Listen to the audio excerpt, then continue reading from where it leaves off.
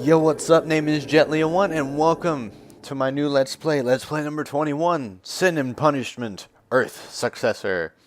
Sky's Successor to come next. Oh man, this is gonna be fun. Right there, Treasure logo. Treasure makes good games. Gunstar Heroes was so fun. Gunstar Superheroes just made it even better.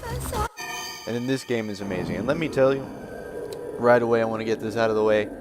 In my opinion, this and its sequel are the best rail shooters in existence. I'm sorry if you like Star Fox, these are better. So yeah, let's get into it. Oh, and if you were wondering, I'm doing both games in a single Let's Play just because, A, they're both kind of short. They're like arcade rail shooters. They're not very long. But B, like when I sit here and I think of Sin and Punishment, I think of both games at once. It just doesn't strike me as correct to do either of them alone. You know what I mean? They just work together. Okay. So enough of that. Let's get into the game. I'm going to be doing this a little weird. Instead of just starting a new game and going, because like I said, these are arcade style games. These are meant, like, they fully designed it arcade style with the press start at the top and everything, like where you would have insert quarters. But when you hit new game, there are no breaks whatsoever. It just goes cutscene stage, cutscene stage, cutscene stage. So there is nowhere to stop a video in, and I don't feel like sitting here with a single 3-hour long recording for like the entire game. So instead I'm going to be doing the stage select. And yeah, let's just get right into it. You already saw the prologue in the trailer, so let's jump into stage 00. And yes, this is exactly how the game begins. I did not skip a cutscene or anything. After that trailer, we just go to Saki in an orange field shooting at monsters. So let's do a little bit of universe and game establishment, because this stage has absolutely nothing to do in it. It's just walking, shooting. Like, this is here if you skip the tutorial and you still need to learn the controls. That's basically what this is here for. Get bonus! That and kind of to establish Saki's character a bit. Because he's just running through a field shooting monsters, and that's kind of pretty much what he does. It gets established really fast. So first, let's get some game mechanics out of the way. This is a very, very deceptively simple game. So there's only 4 controls you really need to know. I'm playing on the classic controller. I beat this first on the GameCube controller, but I really would not recommend it if you play this game, which you should, because like with Xenoblade, I'm going to be sitting here all the time and being like, you need to play this game, it's good. So like I said, these are the best rail shooters, so if you even remotely think you would like rail shooters, you need to be playing this game. Like, if you like Star Fox, you need to play this game. But anyways, it's a deceptively simple game. There's only 4 controls. I'm playing on the classic controller, but this goes for the GameCube just as well if you use the GameCube controller. But D-pad, move left and right, and then right stick or left stick is aim. Oh yeah, and also, I think B and Y, or no, X and Y on the controller are move left and right. So if you're left-handed, you can use the buttons in the left stick instead of using the D-pad on the right stick for right-handed users. It's really cool that they did that. But then also, L is shoot and R is jump. And then there's only 2 advanced maneuvers, and that's double jumping, which is you jump twice, and then dodge rolling, which is double tapping a direction. Which is going to be important because, like in most games, when you do a dodge roll in this game, you are completely invulnerable, and it's very, very useful. There's not a moment where you can't just move out of the way or jump over it, but sometimes you just want to dodge roll. However, in this game it's kind of weak. In the second game you can dodge roll while shooting. This game you can't dodge roll while shooting. See? He's shooting and then he stops. Okay, so that's the control. Oh, and also I guess I should mention, if an enemy's close to you and you tap the L button, you will do a sword strike instead of a gunshot. And that's the controls. So let's focus back on the game now. Here's our first the Bee Seeker was our mid-boss. Here's the first main boss of the game. However, I would like to note that it said Centipede Seamer. That's a mistranslation issue, I think. Or like a I don't know. Because this game has a weird story behind it. I'll tell you after the cutscene.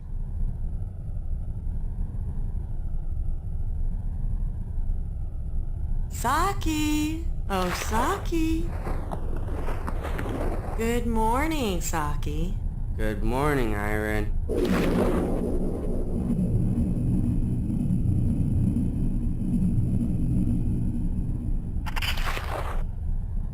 Come on! on! We've got work to do.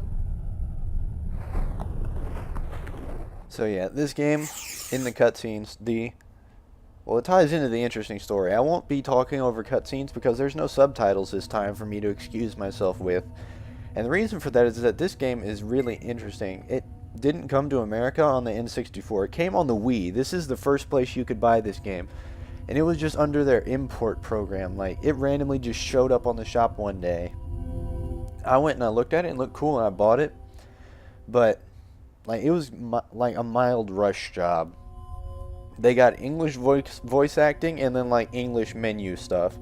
Which is why we have the mistranslation of Seeker into Seamer, which is really weird. But yeah, it's a really cool game, and it came to America, and people liked it enough, because of course they did, it's freaking awesome. But they liked it so much that we managed to get a sequel, which is why there's a second one, and why, once again, I feel like they really should be tied together. But anyways, that's enough of that. That was Saki's Dream, Stage 00, and now Let's go into the real game. Welcome to the streets of Tokyo.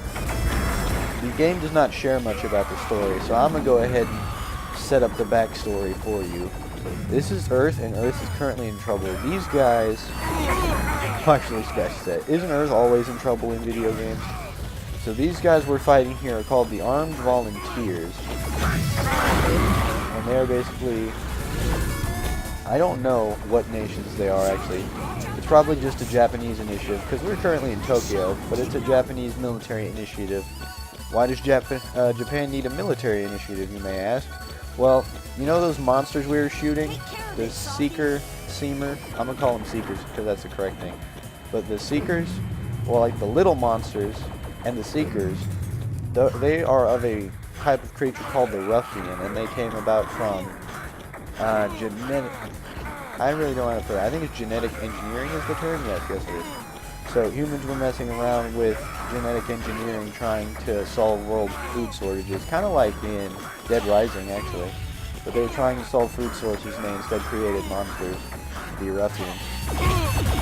And now the Ruffians are destroying Japan. So the Armed Volunteers are coming and trying to stop everyone. Are trying to stop the Ruffians, but they've kind of gone a bit overboard and now attacking people. And what Saki, Iron, and Achi are doing right now, as you saw in the intro, there was a group of people. The Armed Volunteers went and killed them all because they're evil. But we're trying to get a transport to get everyone out of Tokyo. Because we've kind of got a swarm of monsters running in front of us. And they're everywhere in Tokyo, so we want the people to get out. So yeah, that's our backstory. And then the rest of the story unfolds pretty well. Ow. Alright. So yeah, that there was the sword strike. And here we've got another mid-boss. Holderon. Ninja squad leader. When he jumps at you like that, you can counterattack him with your sword. Get bonus! And knock him back. And then just lay down the smackdown with your attacks. Speaking of attacks, there's one more game mechanic I forgot to mention, and that's this. If you press A, you can sit there and swap what kind of weapon you're using. You have two kinds of attacks. You have the blue reticle, which is automatic, which locks onto enemies, and then you have the red circle, which is manual.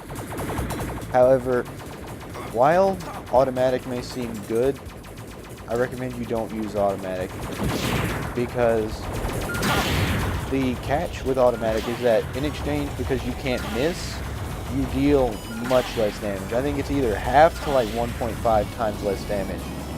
So learn to use manual, because halfway through the game there's a point where literally you can't win that level unless you're using manual. So get used to it and learn it so you don't get shocked like I did. So that's the game mechanics and that's the backstory. Come on, quick, into Shinjuku Station. So we've got to get into Shinjuku Station and try to catch ourselves an armored transport to get everyone out of town. But that's going to be enough for an episode. This game is very short, so I'm going to be trying to keep it as close to 10 minutes as I can. If it's a little over or a little under, I'm sorry. But that's just how the game is. So I hope you enjoyed this, and I hope you stay to keep watching this, because this is an amazing game, and I would like more chances to tell you why it's amazing. So this has been Pt1. I'll see you next time as we tackle 1-2, and whatever we can get in after that. See you then.